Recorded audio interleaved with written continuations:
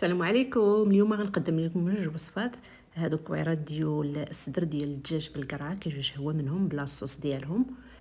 وهذا الخبز اللي خالي من الدقيق وخالي من الجلوتين بالنسبه للناس اللي عندهم مشاكل صحيه ما يقدروش ياكلوا اي نوع ديال الدقيق اللي فيه الجلوتين واخا يكون صحي، يعني بحال الشعير او القمح او ما يقدروش ياكلوه. هذا الخبز ده كتليق ليهم مزيان.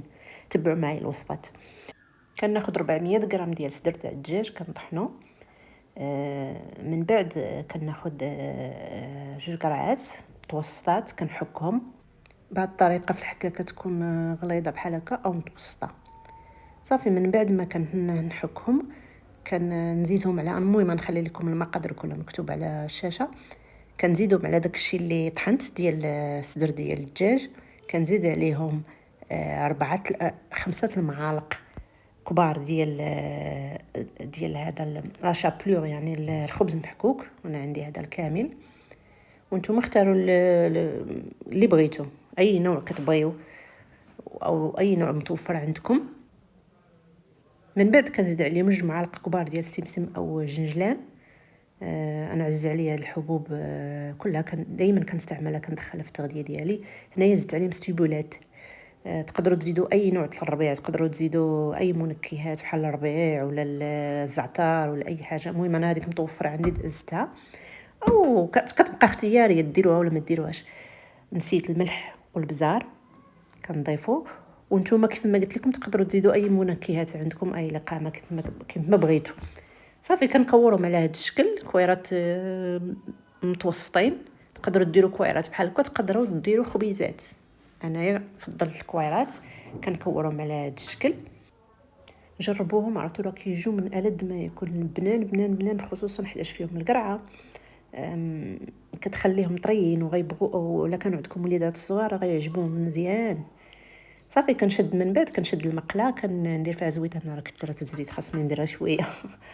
المهم معليش.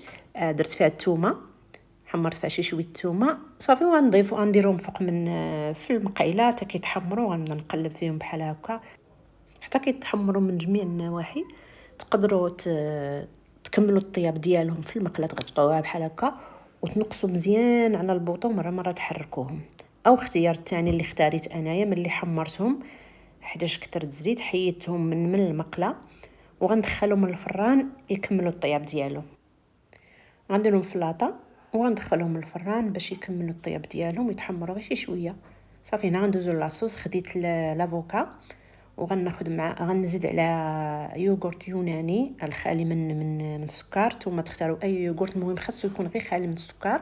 انا هذه هي طريقتي في هذا لاصوص، كيعجبني انا هذا لاصوص. تقدروا تستغناو على لافوكا ديروا غير يوغورت يوغورت خالي من السكر وشويه الزيت البلديه وشويه ديال درت انايا خل التفاح. ثم تقدروا تعوضوه بالحامض ومليحه. صافي كنطحنهم وكيكون عندي لاصوص واجد. هاد الطبق الطبق ديال الكويرات غنرافقوا به نخيل الزو والبطاطا مفورين بشي شويه من فوق منهم شويه زيت بالبلديه وشويه ديال الكمون. صافي هو الغدا ديالي موجود. ندوزو للوصفه الثانيه اللي هو هذا الخبز اللي رائع بزاف، خالي من الجلوتين، ما فيهش نهائيا ولا نقطه ديال الدقيق.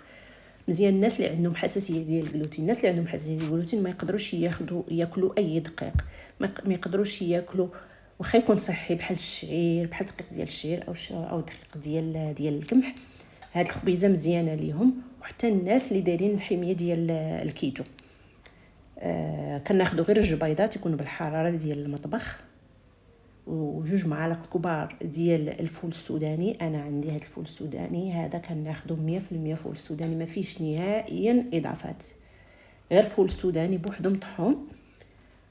2 معالق يكونوا كبار. كنزيد عليهم معلقه صغيره ديال الخميره، هاد الخميره ديال الحلوى. وغنزيد عليهم واحد رشيشه ديال السمسم يعني الجنجلان. وغنزيد عليهم واحد النقيطه ديال الفانيليا. انا عندي سائله كاينه هذيك اللي كتباع في الخنيشه، كديروا منها غير شويه باش يعطي النسمه، باش تحيد ديك النسمه ديال الزفوريه ديال البيض. راه ما كتبقاش نهائيا الزفوريه ديال البيض. صافي كنخلط الخليط مزيان مزيان مزيان مزيان، كنطربوه مزيان حتى كيولي القوام ديالو على هذا الشكل اللي غتشوفوه في الاخر. القوام ديالو خصو يكون بحال هكا يتجانس مزيان.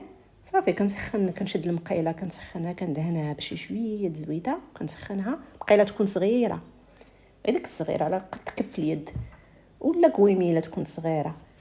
صافي كنزيد عليه، نضيف عليها الخليط وكنخليه يطيب على المهل.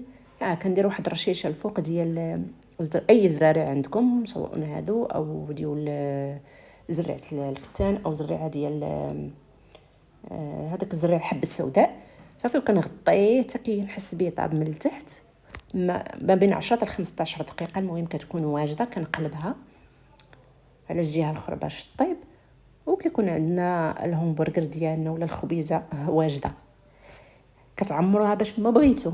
درتها انا العشاء، كنحلها من الوسط. شوفوا كي كتجو ملي كتحل من الوسط كتجي زوينه، يعني زوينه سواء في النظره ولا في البنه. هانتوما شفتوا كي كتجي كتعمروها باش ما بغيتو. كنتمنى يكونوا هاد الوصفات بجوج عجبوكم، وكنتمنى تجربوا مع